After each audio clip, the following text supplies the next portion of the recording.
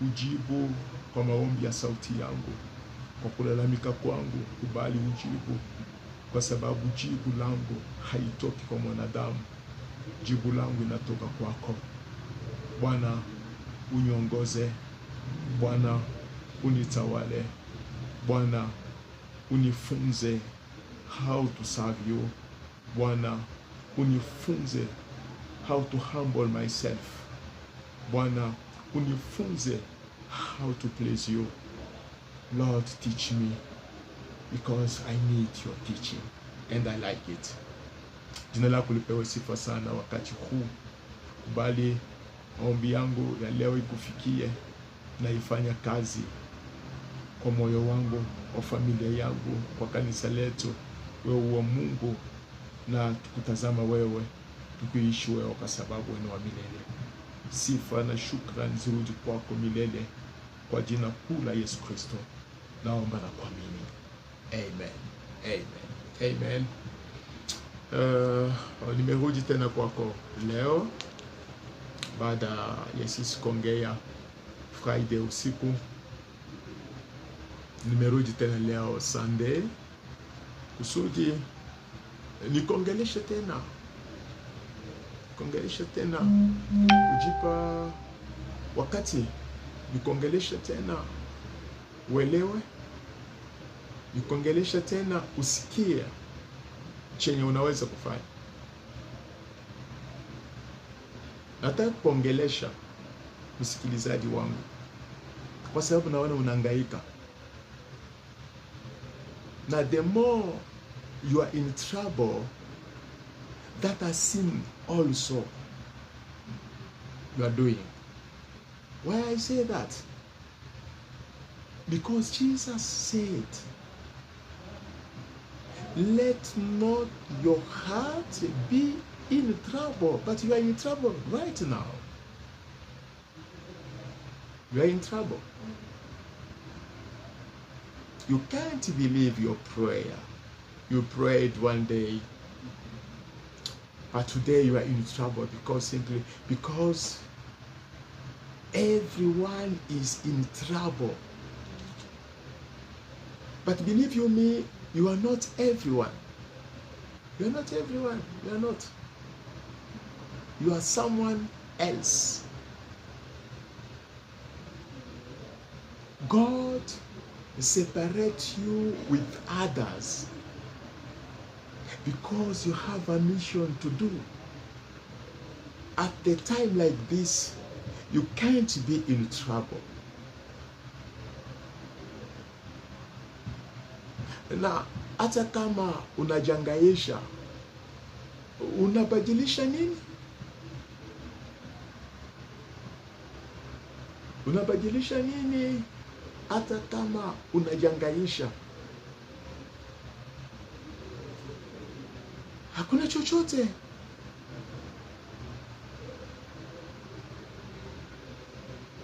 Yesu anasema, let not your heart, my heart, our heart be in trouble. But we have to believe God who said that word. Bwana asifiwe. Mimi nacheka watu ikiwa nikuja kwa Yesu, kwa sababu wakati mama anataka kupeana mtoto ulimwenguni, anaenda kujifungua mtoto, kuna kuanga maji inakuwa, damu inakuwa, kisha mtoto anatoka.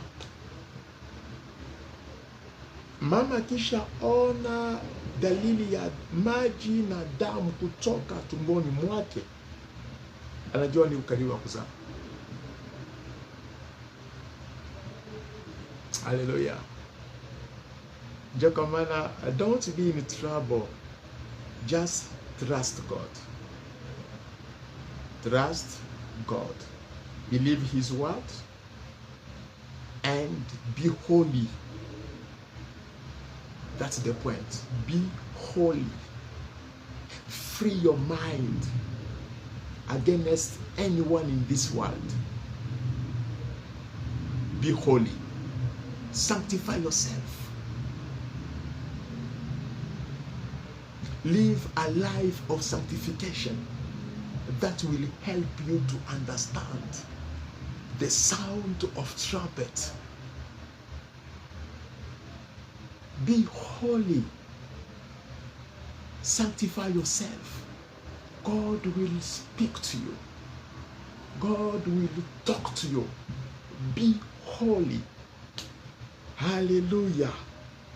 Don't be in trouble.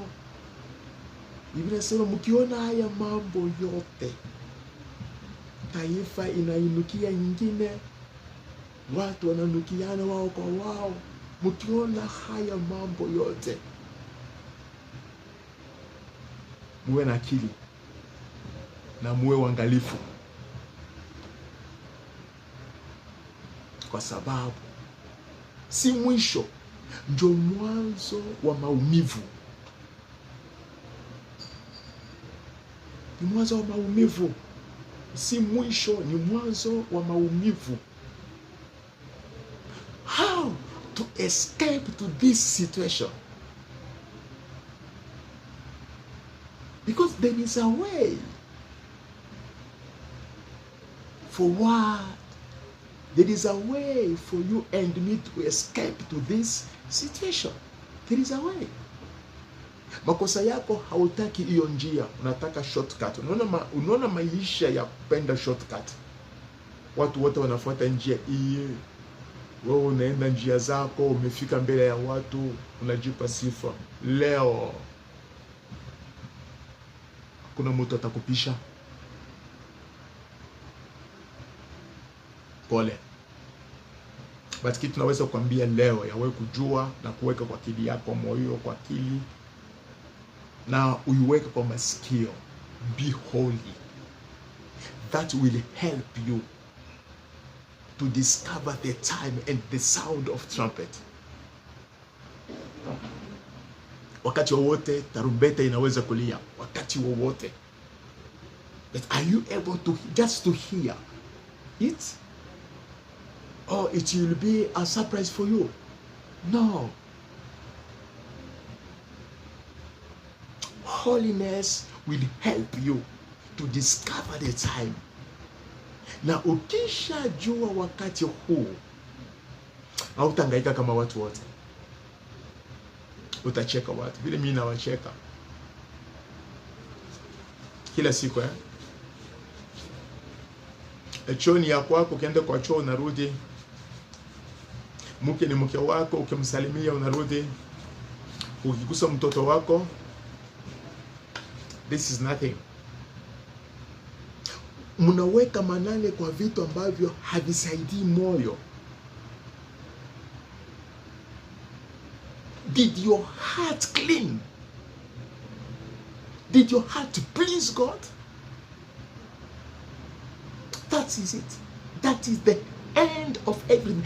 If your heart is pleasing God, believe you me, you are going to heart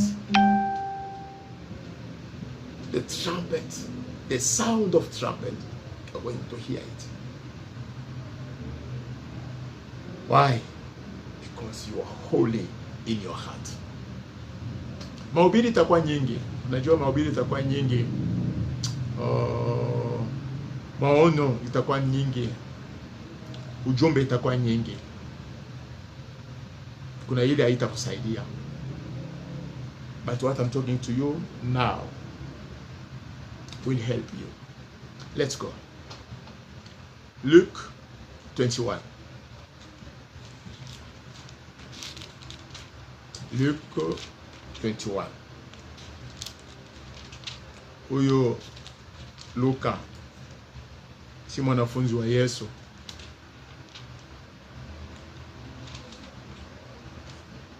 Luka huyo si mwanafunzi wa Yesu.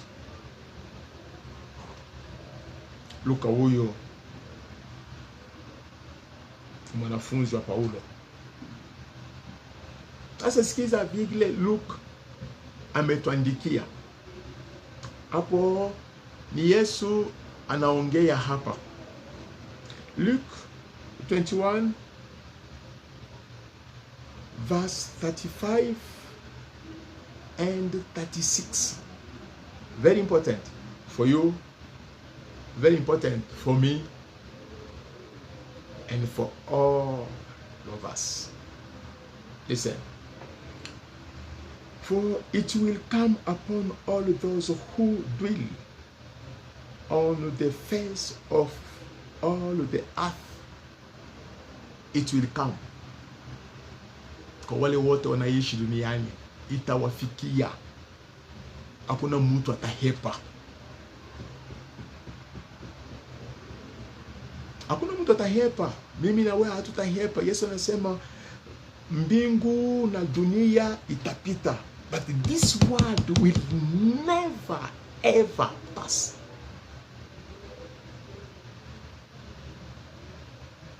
It will come upon all those who dwell on the face of the earth. It will come. Hakuna maombi itakataza hii ama itashindana na hii. This is the word of Christ Jesus, my Savior, my good friend, my big brother, my Creator, my Redeemer. This is the word from His mouth. It will come. No matter your prayer, no matter how powerful you are, hata kama utakaa njaa 400 years, believing that from your prayer you will cancel this one. Never. You are wrong. This must come. Hallelujah. Hakuna maombi itakataza hii. Hakuna sadaka itakataza hii. Hakuna. This must come. As you and me, we are living in this generation. This must come. Ati nienda kwa mafungo, naenda mlimani. Shauri yako, enda mlimani. Utakutana na simba huko. Ati nienda kuomba hii kitu isifike. Itafika Bwana, penda usipo. Si ni vile ni kama unataka kusema hapana, kuanzia leo mtu mwingine asikufe, unaenda kufunga maombi ati mtu asikufe, watu watakufwa. Si neno la Mungu. Mungu hawezi kupinga neno lake. Anapinga maneno ya watu, but neno lake ni takatifu na iko na nguvu. Mungu akianza kupinga neno lake, Biblia itakuwa na nguvu. Bwana asifiwe. Wapendwa, Bwana asifiwe. Mungu akianza kupinga neno lake, haitakuwa na nguvu. Biblia haitakuwa na maana. Atuombe hii mambo isifike. Itafika. Itafika. That's why you have to ask God how to escape to this situation.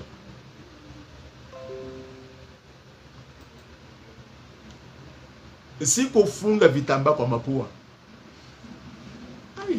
Mufanye. Ni sawa. Si kuvaa gloves kwa mikono. Ni sawa. Kwani wewe unakuwa daktari?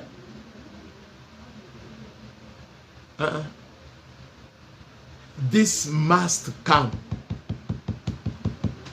Hautaibadilisha. Na ikija, Mungu anapeana njia mwafaka ya kutoka hapo, ya kutokufikiwa. Kwa sababu unajua, ingekuwa tu Afrika, wale wako na pesa sahihi wote wako Europe. Ingekuwa tu Afrika, wale wote wako na pesa sahihi, wangekuwa kwa ndege wakienda Europe, America, Asia, China. But imeanzia huko. This must come in our life. This must come. Penda usipopenda itakuja. Hakuna maombi itakataza hii, hakuna maombi itadivert hii. Kama inatoka, Mungu alikubali ikuje, aona uaminifu wa Wakristo. It must come. I think you understand something. Nilianza na kukwambia Yesu anasema kwa John chapter 14 verse 1. Sikiza. Soma hapa John 14 verse 1. John 14 verse 1.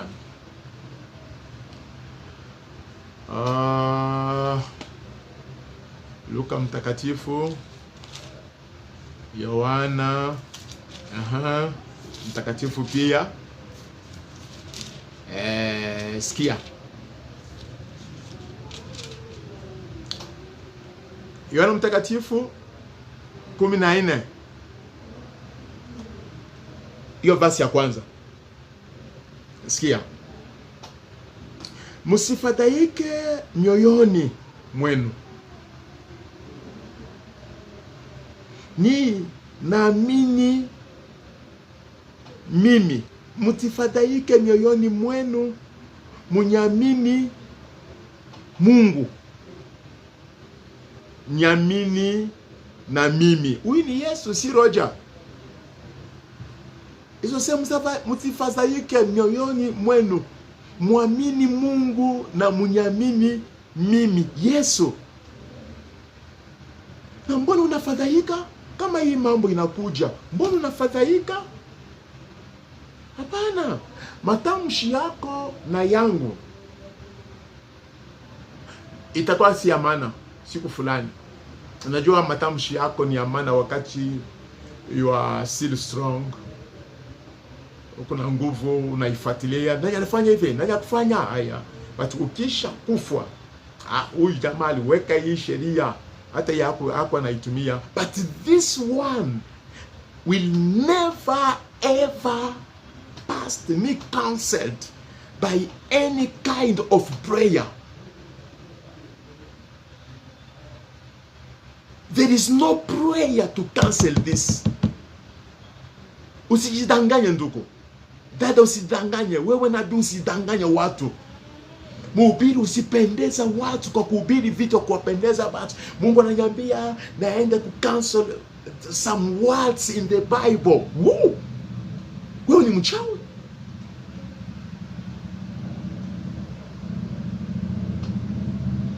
Asema, for it will come upon those who are living in this generation. It will come. As you are living here, it will come. Now, what are we going to do? Listen. 36. Luke 21 verse 36. Read with me. But keep on the alert at all times, praying in order that you may have strength to escape all these things that are about to take place and to stand before the Son of Man. Praise God. Kama hii Biblia inakusumbua, acha nichukua NIV. Acha nichukua NIV. Usikie vile NIV anakuongelesha pia. NIV anasema vipi? 36.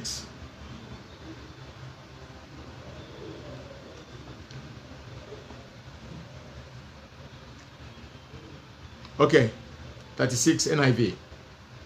Be always on the watch. Be always on the watch. You have to watch. Watch on yourself. Be a watchman of yourself. I say, be always on your watch. And pray that you may be able to escape all of that is about to take place. Prayer will help to escape.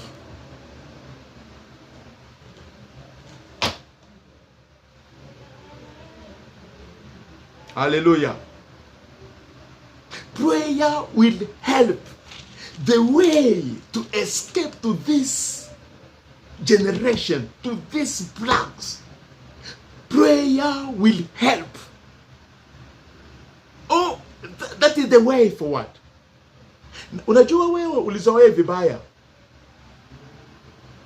Kama wewe njoo ulifanya mafuta yuuzo kwa kanisa sana kwa sababu uko unapenda maombi, ulipenda vitu rahisi. Unakula sausage ya kuoza, tumbo imekataa sausage, unaenda kwa pastor, nasikia tumbo yangu si mzuri, unapakwa mafuta. Hakuna hata kujiombea. Kama kuna watu walisupport mafuta na maji kwa makanisa, ni watu kama wewe ambaye haupendi maombi, hauna muda wa maombi.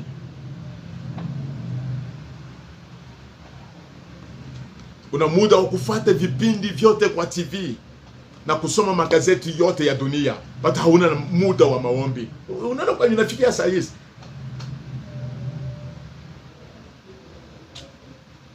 Yesu anasema this must come. Kwa wale wote wanaoishi duniani, mambo haya itafika. Ndugu, mtu asikudanganya but kujeni tuusikana mikono to cancel. You cancel what? The word of God. God cannot contradict himself. Never. Mtu asikudanganya. Hii ni neno inatoka kwa mdomo wa Yesu. Hii hapa ni neno inatoka kwa mdomo. Anasema kama bado tunaishi dunia hii, mambo haya itafika.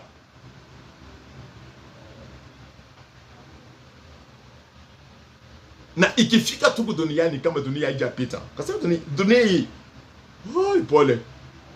Na vile unaipendaka na vile unapendaka dunia, sasa dunia pia inapita. Yesu anasema mbingu na dunia itapita, na wewe ni mtu wa dunia. Ona sahi kama kuna watu wanahangaika sana, ni wale hawana msimamo, ni Wakristo wa Sunday, Wakristo wa manjina. Remember what Isaiah 4 said.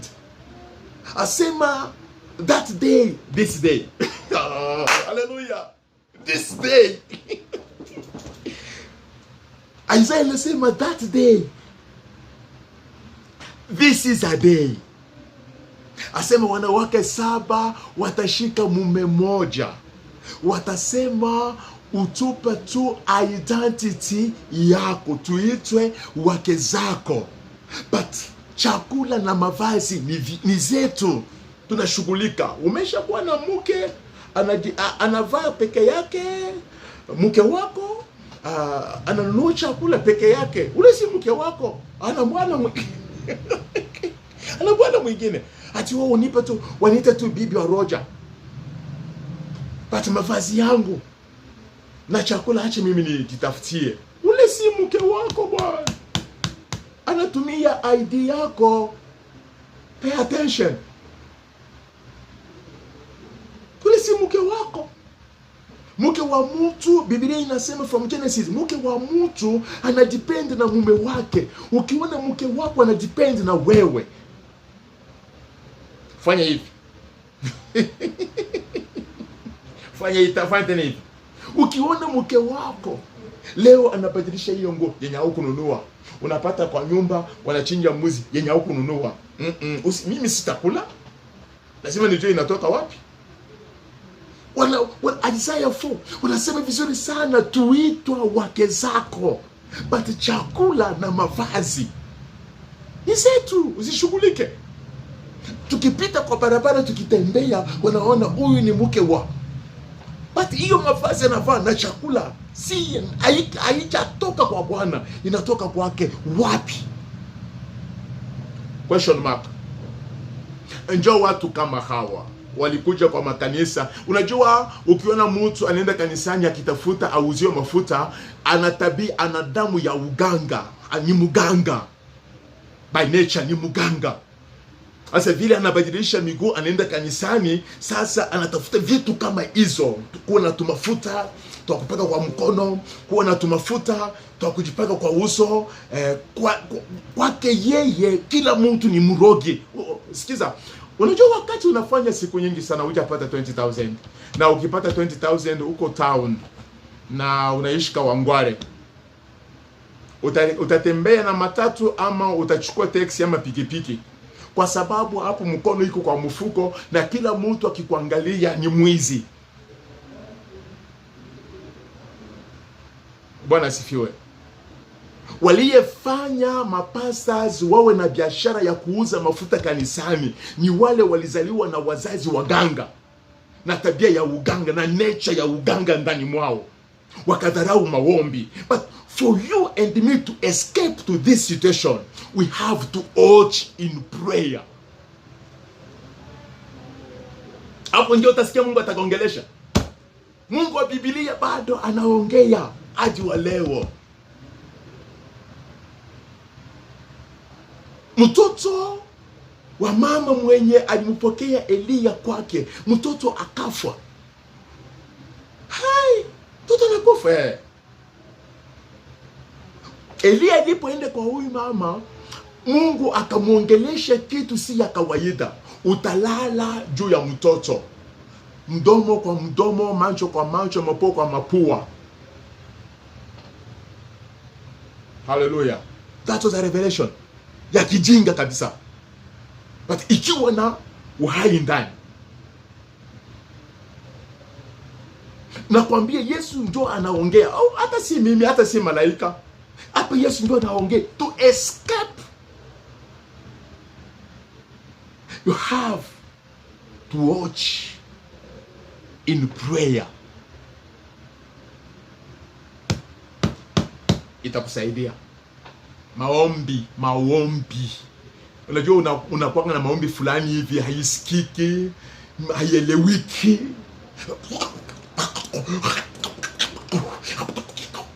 What are you doing? Atinaomba kiroho.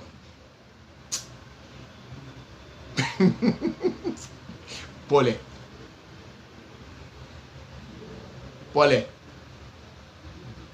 Hiyo ni vitu ya watu ulichukua.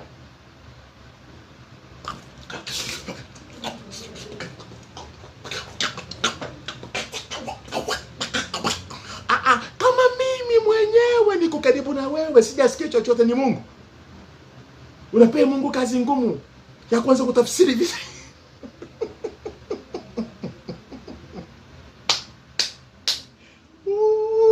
Hallelujah. How to escape? Prayer. Your prayer is needed. Your prayer is needed here. Yesu anasema, therefore watch and prayer. Si uombe. Unajua siku hizi, saa hizi hakuna maombi ya kuombea mtu. Saa hii ni kwamba wewe kwanza ujiombee. Jiombe.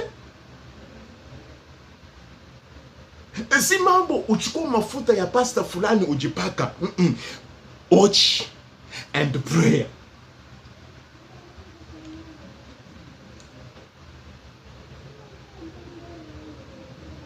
Hallelujah. Hallelujah. Hallelujah. Hallelujah. Hallelujah. Hallelujah. Hallelujah. Hallelujah. Rawe deski washalai. Hallelujah. Hauta pakwa mafuta, hauta kunywa maji. Hii mambo si mambo ya wewe utembea na handkerchief kwa mkono. Haitasaidia. Hii mambo hii ni ya wewe ukesha na kuomba. Ukesha na kuomba na kutii Mungu. Na akija kwa Elisha, aliamini kwa moyo wake, akasema kwa kichwa chake, nitafika. Na huyu mtu wa Mungu akisikia ni mimi Naaman second in my country, atatoke nje, aita Mungu wake na kumwekea mkono. He was so much confused.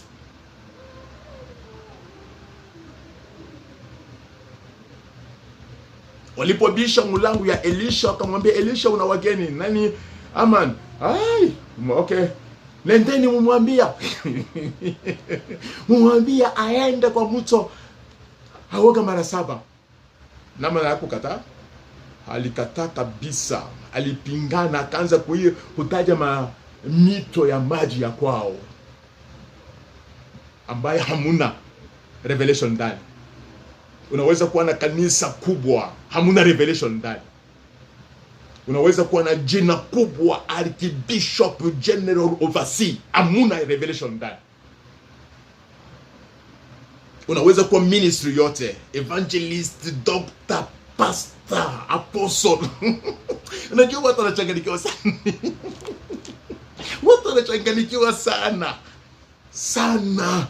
Wanatisha si wakati njo huo ya we kutoka na doctor, evangelist, apostle, prophet, uprofesai.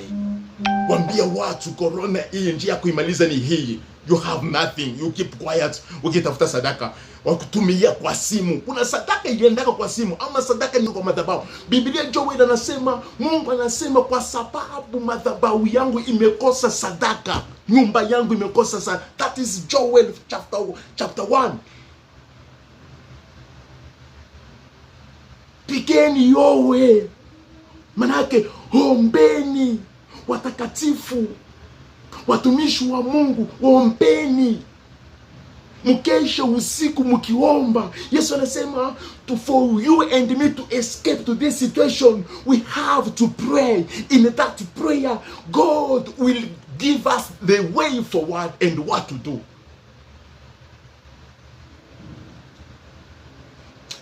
Kwa wapendwa wangu, wanajua wako safe. Nilipata siri nikawaambia. Ilikuwa siri kubwa. Ilikuwa siri kuchinja mwana kondoo, kuchukua mafuta. Haikujulikana mystery yote. Ilijulikana, that was a revelation. Ilijulikana tu. Sini siri ya kidinga. Aya, kwani mwana kondoo, damu tu ndio itafanya nini? Msikula damu, muipake. Na nyumba yenye itapakwa damu, watu wadifungia ndani. Quarantine. Yako quarantine, unaogopa hata kushika mtoto wako.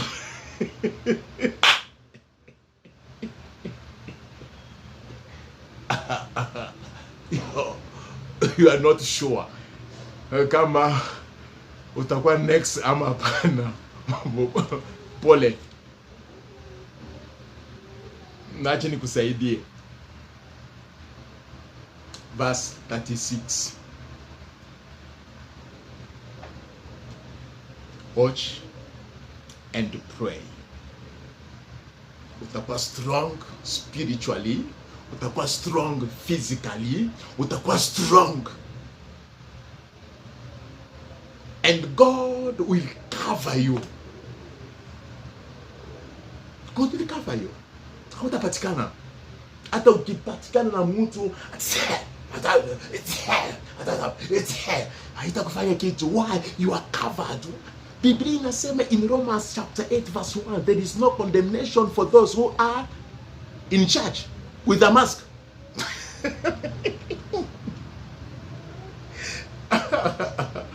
No condemnation for those who are in Christ. Kama ulikuwa kwa kanisa leo wanafunga kanisa, uko wapi? Nje. But blessed those who are living in Christ Jesus. Hallelujah. Hallelujah. Blessed those who are living in Christ Jesus. There is no condemnation for them. Oh, praise Jesus. Praise Jesus. Blessed those who are living in Christ Jesus. Not with the master.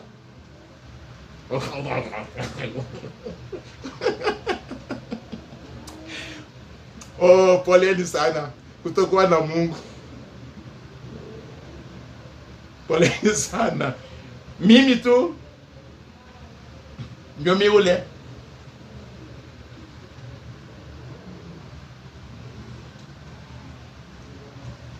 Bwana sifiwe. Bwana kani atasifiwe na hili. Oh, we are covered. If you know who you are and where you are living, these things cannot make you, even put you in trouble. You have to believe who is God for you and where you are living. Watu wanakuwa confused, watu wote wanafanana.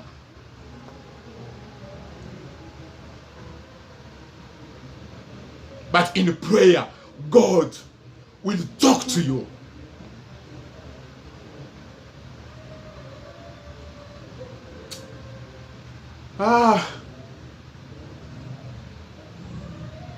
Mungu abariki sana. Mungu abariki sana. Usiogope.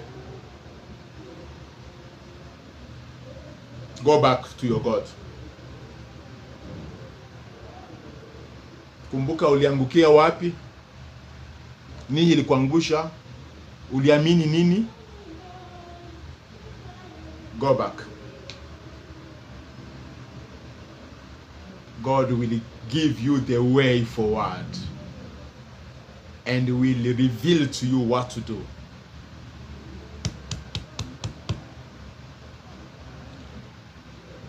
Hallelujah. Mungu abariki sana. Asante sana Mheshimiwa Joyce. Asante sana Geoffrey. Asante Cedric kwa kufuata na wale wengine watakaofuata baadaye. This is the revelation. To escape, prayer will help you. That's why usiku tutakuwa na maombi.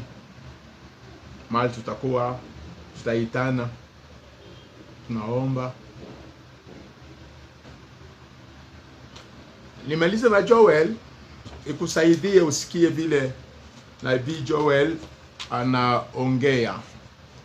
Nabii Joel anasema nini? Nabii Joel, Amosi Joeli, verse 13. Chapter 1, Joel, verse 13. Verse 13. Now listen. Jikazeni mkaomboleza eni makuhani. Are you a priest? Yes, you are. Because you are Christian. Asema jikazeni. Jikazeni nini wakuhani. Jikazeni. Wow. Bwana asante sana. Jikazeni mkaomboleza eni makuhani. Pigeni yowe eni wahudumu wa madhabahu. Wamenyamaza wote wakitafuta sadaka yenda kwa simu zao.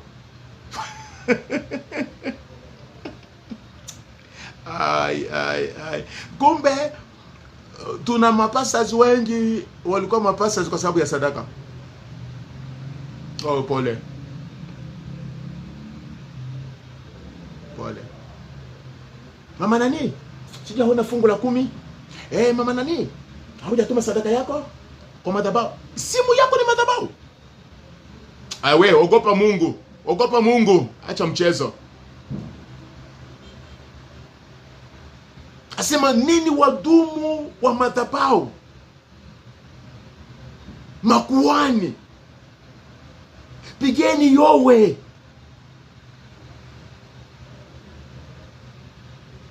Basi unapata wengine anakimbilia nyumbani, anaenda kukaa, anaenda kuangalia nyumba yake alijenga nyumbani, anaenda kukaa huko analala.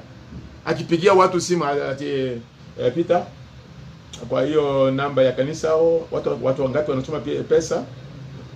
What is that?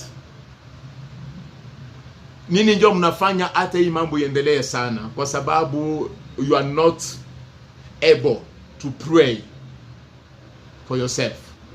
Acha nimalize. Pigeni yowe eni wahudumu wa madhabahu, njoni mlale usiku kucha katika magunia, eni wahudumu wa Mungu wangu, kwa kuwa sadaka ya unga na sadaka ya kinywaji zimezuiwa katika nyumba ya Bwana ya Mungu wangu. Imekosekana sadaka ya watu watakatifu, sadaka ya watu ambao wanamcha Mungu. Mungu aliumiza Misri kwa sababu ya sadaka. Aliwaambia, acheni watoto wangu wa Israeli wende kunitolea sadaka. But kama unaona hii ni wakati mwafaka kwako ya kukaa kwa nyumba kula na sadaka, hawezi kupitia hata mlango wa kanisa, kwani utakufa. But ukifa si ukifa kwa Mungu, kwa sababu ya Mungu. Hiyo yote haiwezi kufika kama kuna mayowe, kama kuna maombi ya usiku. Haiwezi kufika. Na wale mapastors walizoea kwenda kanisani wakati wake wa kuhubiri, aende tena atahubiri wapi? Akiomba sadaka. Poleni sana. But njia moja ya kuokoa watu wako, be in prayer. Baki peke yako. Mungu atakuongelesha, atakupa direction. Na watu wako hawataumiza. Na kisha situation iki. Nani anakuambia kwa situation hii itarudi vizuri? Nani alikwambia? Mungu alikwambia? Who knows what next after corona? Kwa sababu imeshaenda. Corona iko, imeshaenda. Ni hiyo tera zake. Who knows what next? Ati mwezi wa 5 tutarudisha makazi yote, mwezi wa 6. Who told you? For you to know what next, go back to prayer. And God will talk to you and reveal to you what to do. God bless you. God bless you. God bless you. Kwa wale wananifuata, God bless you. Wale watafuata baadaye, Mungu awabariki. Uwe na amani na utulia ndani ya Bwana, kwa sababu yuko anajua kila kitu.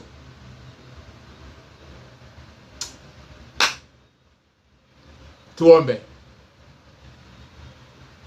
Wakupewa sifa na utukufu na heshima ni Yesu, mwenye nguvu na uweza ni wewe. Ni wewe wa kuabudiwa, ni Yesu. Ni wewe wa kupewa sifa, ni Yesu.